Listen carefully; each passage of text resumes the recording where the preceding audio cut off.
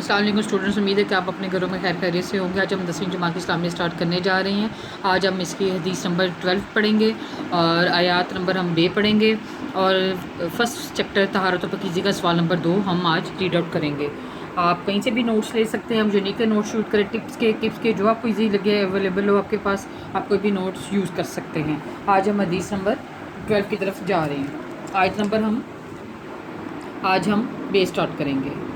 याजुल्लाज़ीना आमनु नुश्कुरु नेमतल्लाहि अलैकुम इज़ जाअतकुम जुनूदुन फरसलना अलैहिम रिहन व जुनूदन लम तारोहा व कानल्लाहु बिमा तामलूना बसीरा।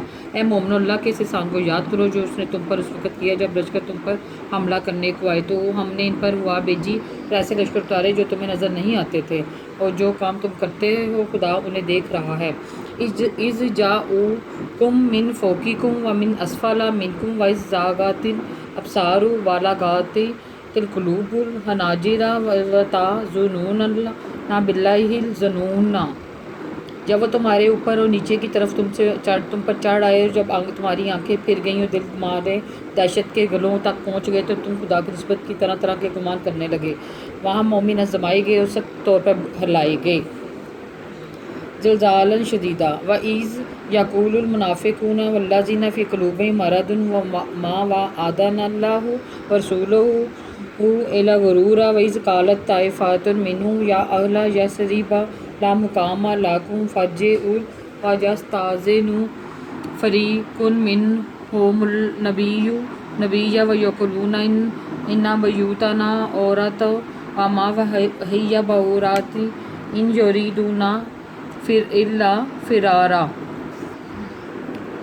और जब मुनाफिकीन और वो लोग जिनके दिलों में बीमारी है कहने लगे खुदा उसके रसूल ने तुम तो हमसे महज धोखे का वादा किया था, जब इनमें से एक जमात कहती थी कि अहले मदीना, यहाँ तुम्हारे लिए ठहरने का मकाम नहीं, तो लौट चलो। और एक दिन गुरोह इनमें से पैगम्बर सल्लल्लाहु अलैहि वसल्लम से इजाज़त मांगने और कहने लगा कि हमारे घर खुले पड़े हैं, हालांकि वो खुले नहीं थे, वो तो सिर्फ भागना चाहते थे। वालो दौखिलत अलैहिम मिन इक्तारी हासुम्मा सौइलुल फितनाता ला आतूहा वामा तालाबस्सु बिहा इला जसीरा।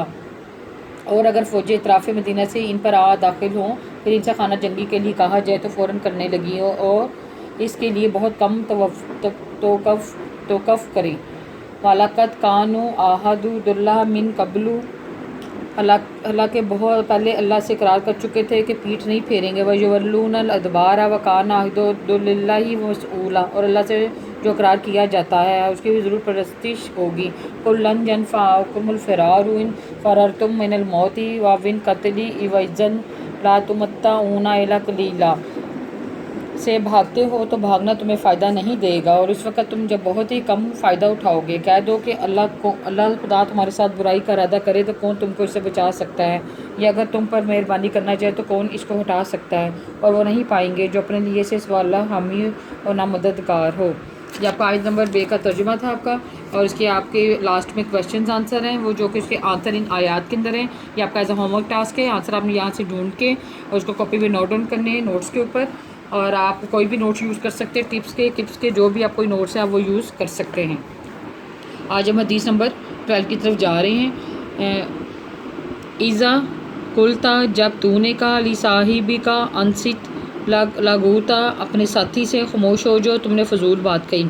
इज़ा कुलता ली साहिबी का योमल जुम्माती अनसित वाल इमामू यकतुबू फ़क़त लागोता, जब तुमने जुम्मा के दिन अपने साथी से कहा खामोश हो जाओ जबकि इमाम खुतबा दे रहा है, तो तुमने फजूल बात की। हदीस मुबारक में जुम्मतुल मुबारक का खुतबा पूरी और तवज्जो से सुनने की तालीम दी गई और तकीद फरमाई गई कि खुतबा के दौरान कोई शख्स मुँह से ज़रा सी बात भी ना निकाले। रसूल सल्लल्लाहु अलैहि वसल्लम ने यह बात नहायत मौसर बलीग और सलूक में बयान फरमाई है। आप सल्लल्लाहु अलैहि वसल्लम ने फरमाया, अगर साथ बैठा हुआ शख्स कुछ बात करे तो उसे खामोश रहने की तलकीन भी बोलकर ना की जाए। इससे ये कहना खामोश हो जाओ ये भी फजूल है बात है। मुराद ये का शख्स पूरे ध्यान से खामोशी खुतबा सुने। रिवायत है हमें आता है कि सहाबा कराम रज़ियल्लाहु अन्हुम से जब नबी करीम सल्लल्लाहु अलैहि वसल्लम खिताब फरमाते तो सामीन में खामोशी होती, गोया इनके सरों पर परिंदे बैठे हों, को ज़रा बोले या हिले जुले तो उड़ जाएं। हमारे लिए सहाबा कराम सल्लल्लाहु अलैहि वसल्लम का ये अमल पैरवी के काबिल है। जुम्मतुल मुबारक खुतबा में खतीब मोहतरम दीन के तलीमात बयान फरमाते, दीन सिखाने के अहम ज़रिया से اس کی سیکھنے کے ادب احترام خاموشی توجہ دھیان لازمی ضروری ہے. خطبہ کے ترین حاضرین آپس میں بات چیت کریں، نہ صرف وہ کچھ سننے سمجھنے محروم رہیں گے بلکہ اپنے آپ میں بیٹھے لوگوں کے سننے کی بھی رکاوٹ ڈالیں گے. اس کا مطلب ہے کہ اس حدیث میں بتایا گیا کہ آپ کو خطبہ بھی جب جمعے کا دن ہوتا ہے اپنے ساتھیوں سے کہا خاموش ہو جائے، تو ہم نے ان کو اگر کوئی بات بھی کرے تو ہم نے خاموشی سے نہیں کرنا، آپ ان کو اشارے سے خاموش کروائیں. کیونکہ خطبے کا دن جمعے کا دن ہوتا ہے، امام صاحب خطبہ دے رہے ہوتے ہیں تو آپ کا کام ہے خاموشی سے سننا چاہیے، بلکہ یہ خاموشی ادب کے ساتھ احترام کے ساتھ خاموشی توجہ دھیان کے ساتھ سننا لازمی شرائط ہے. کیونکہ ہم اس وقت علم اور دین سیکھ رہے ہوتے ہیں تو اس کے اندر بات چیت کرنا گناہ ہوتا ہے اور ہمیں گناہ نہیں کرنا چاہیے. حدیث نمبر آپ کی 12 تھی اور اب ہم جا رہے ہیں طہارت و جسمانی صفائی. یہ ہمارا چیپٹر نمبر ہے جی 5، لیکن اس کا مرضی ہم نے کوشچن نمبر 1 پڑھ لیا تھا. اب آج ہم ریڈ آؤٹ کریں گے کوشچن نمبر 2. وضو کا طریقہ بیان کریں. بسم اللہ الرحمن الرحیم کہہ کر وضو شروع کریں. وضو کے لیے پہلے دانے ہاتھ میں پانی لے کر دونوں ہاتھوں کو گھٹوں تک خوب اچھی طرح مل لیں. 3 مرتبہ دھوئیں، پھر دانے ہاتھ پانی میں لے کے 3 بار کلی کریں. مسواک کرے گا کسی وقت مسواک نہ ہو تو شہادت کی انگلی اچھی طرح دانتوں پہ مل کے دانت صاف کرے. اگر روزے سے نہ ہو تو 3 بار غرارہ بھی کر لیں، یعنی حلق تک پانی پہنچائیں.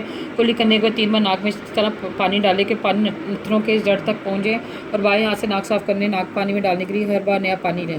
پھر دونوں ہاتھ ملا کر لب میں 3 بار پورا چہرہ اس طرح دھوئیں کہ بال برابر بھی کچھ جگہ سوکھی نہ رہے. داڑھی میں خلال بھی کرے تاکہ بالوں کی جڑیں تک پانی بھی اچھی طرح پہنچ جائے. فرائض و وضو کے 4 فرائض. پیشانی کے بالوں تھوڑی کے نیچے تک اور ایک کان کی لو سے دوسرے کان کی لو تک دونوں ہاتھوں کی کونیوں سمیت دھونا. چوتھائی سر کا مسح کرنا. دونوں پاؤں تخنوں سمیت دھونا. وضو کی سنتے نیت کرنا، بسم اللہ پڑھنا. پہلے دونوں ہاتھوں کی 3 بار گھٹوں تک دھونا. مسواک کرنا. 3 بار کلی کرنا. 3 بار ناک میں پانی ڈالنا. داڑھی کا خلال کرنا. ہر وضو کو 3 بار دھونا. ہاتھ پاؤں انگلیوں کو خلال کرنا. ترتیب سے وضو کرنا. 1 بار تمام سر کا مسح کرنا یعنی بھیگا ہوا ہاتھ پھیرنا. دونوں کو کانوں کا مسح کرنا. اپنے بے تر پہ اس طرح وضو کرنا کہ وضو کے خشک ہونے سے پہلے دوسرا دھو لیا جائے. نواقی سے وضو یعنی جن چیزوں سے وضو ٹوٹ جاتا ہے. کوئی خانہ یا پیشاب کرنا، ریح یا فواکہ نکلنا، نمازوں میں کہکہ لگا کر ہنسنا، منہ پہ بھر کے کہہ آنا، لیٹ کر یا سہارا لگا کر سو جانا، بیماری کے سے بے ہوش ہو جانا. داڑھی کا خلال کرنا، بدن کے کسی مقام سے خون یا پیپ کر نکل کے بہہ جانا. یہ وہ ہیں جن کے ذریعے ہمارے وضو ٹوٹ جاتے ہیں، اور یہ وضو کی سنتے ہیں جن کو کرنا ہم پہ فرض ہے، جو ہمیں کرنا چاہیے. یہ آپ کا سوال نمبر 2 تھا، وضو کا طریقہ بیان کریں. ہم نے اس دن کوشچن نمبر 1 پڑھا تھا، قرآن و حدیث کی روشنی میں طہارت پر ایک دوسرے نوٹ لکھے. آج کوشچن نمبر 2 تھا. اب آپ نے یہ نوٹ ڈاؤن کرنا ہے کاپی پہ سارا کر کے. آپ نے اس کو اپنے نوٹس تیار کرنے ہیں. آپ ٹپس کے یا ٹپس کے یونیک کے کوئی بھی آپ جو ایزی لگتے ہیں آپ لے سکتے ہیں اور کریں، اور اس سے ان نوٹس کے ذریعے آپ اپنے ایگزامس کی تیاری کو سٹارٹ کریں. Thank you so much.